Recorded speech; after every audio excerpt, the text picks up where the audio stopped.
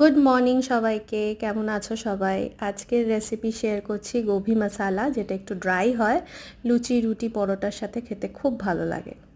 ঠিক আছে, কড়াইতে সর্ষের তেল গরম করে নেবে, তার মধ্যে গোটা জিরে ফোড়ন দেবে, দিয়ে কপি আলুগুলোকে ডুমো ডুমো করে কেটে রাখা কপি আলু সেটাকে ফ্রাই করতে হবে।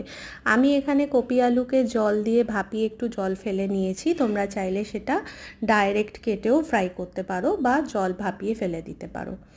এবার এটাকে ততক্ষণ আমাদের ফ্রাই করতে হবে যতক্ষণ না কপি আলুতে একটু একটু করে গোল্ডেন গোল্ডেন কালার ধরছে। এবার দেখো এটা সুন্দর একটু লালচে লালচে রং এসে গেছে। এরপরে আমরা দেব টমেটো কুচি, আদা বাটা।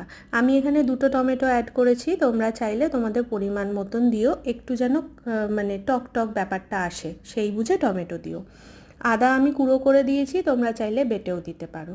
এর মধ্যে রেগুলারকার মশলা দেবে, হলুদ গুঁড়ো, লাল লঙ্কা গুঁড়ো, তারপরে জিরে গুঁড়ো, ধনে গুঁড়ো, চিনি, নুন, আর আমি যেটা দিয়েছি সেটা হচ্ছে কিচেন কিং মশলা বা যেটা ভেজিটেবল মশলা হয় সেটাও দিতে পারো।